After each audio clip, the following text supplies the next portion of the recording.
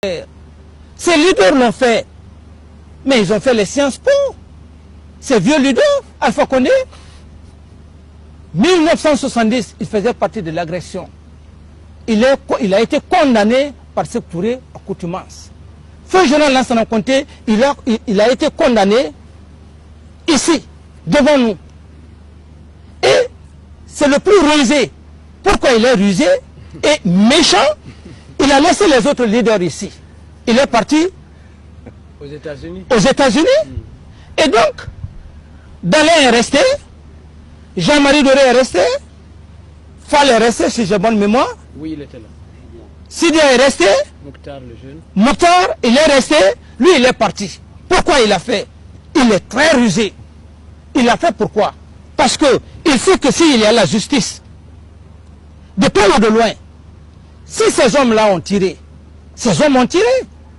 Mais la loi condamne que lorsque tu conduis un mouvement et que tu n'arrives pas à contrôler le mouvement et que tes partisans se saisissent des armes de guerre et que tes partisans portent préjudice aux usagers, brûlent les véhicules et qu'il y ait des morts, tu en es responsable. Et donc, ça veut dire que si demain, la loi, la justice, de près ou de loin, doit condamner, d'une part, ceux-là comme militaires, c'est que ceux-là, les leaders qui sont là, ils vont être certainement condamnés. Je ne dis pas condamnés parce que je dis certainement. Et donc, s'ils sont condamnés, ça veut dire qu'ils sont disqualifiés des élections. Seul Alpha Condé, qui est rusé, il n'est pas disqualifié. Voilà, il a piégé les autres. Il a piégé les autres. Il est rusé, il est méchant. Il le veut, il m'a dit dans mon bureau que président, tant que tu es avec Cellou Dalein,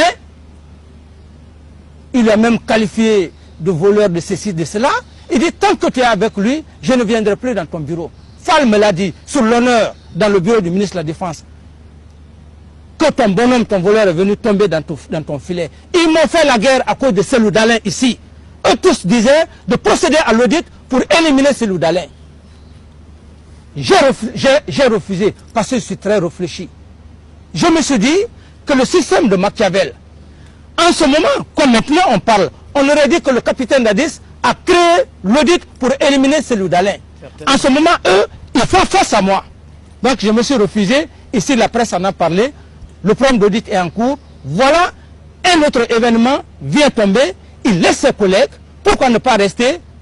Il reste aux États-Unis, aux Nations Unies, il est au Quai d'Orsay, il est à Bruxelles. Il laisse ses collègues ici. Tout ça pourquoi? Parce que, et c'est pourquoi il est acharné, il parle de justice et il sait que s'il y a ça, si les militaires ont un côté, les autres leaders ont un côté, c'est-à-dire les leaders politiques, parce qu'il y a le code de conduite. Lorsqu'on organise une marche, si la marche est pacifique, et si la marche était pacifique, sans porter préjudice aux édifices, sans se saisir des guerres, sans brûlure, que ces hommes partent, même s'ils avaient défoncé le stade, marcher dans la pacificité, je crois que là aussi, c'était pardonnable. Mais du moment que les commissariats de police ont été saccagés, les armes de guerre ont été prises, tous les documents de l'État ont été jetés par-ci, par-là. Donc, les leaders, d'une part, ont été à la base parce que simplement, ils n'ont pas su cadrer leurs hommes. Et si la loi peut pencher à ce côté, Alpha Condé, il se dit aujourd'hui, il est heureux. C'est pourquoi il est en train d'errer dans la nature, vers les États-Unis, un peu partout, pour parler de force d'interposition, et pour parler de ceci, de cela, parce que, et vous allez, il est très méchant, parce que c'était une forme d'éliminer les autres. Les autres actuellement, ils sont blessés. Et lui, est-ce qu'il est blessé? Alors c'est comme ça, il a joué l'agression de 1970, la rébellion, le mouvement...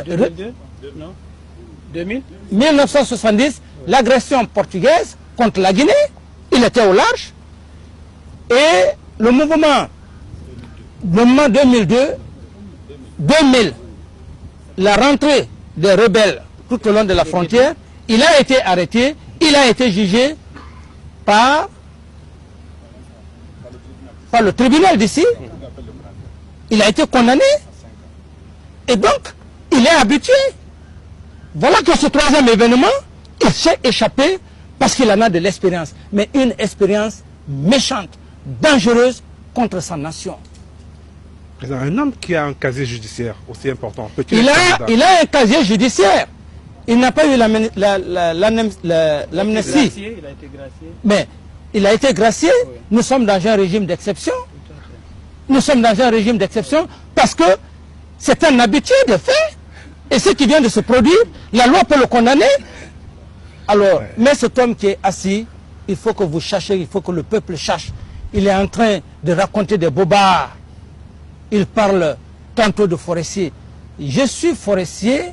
C'est grâce aux forestiers que, que le mouvement rebelle a été combattu. Il y a ces valeurs.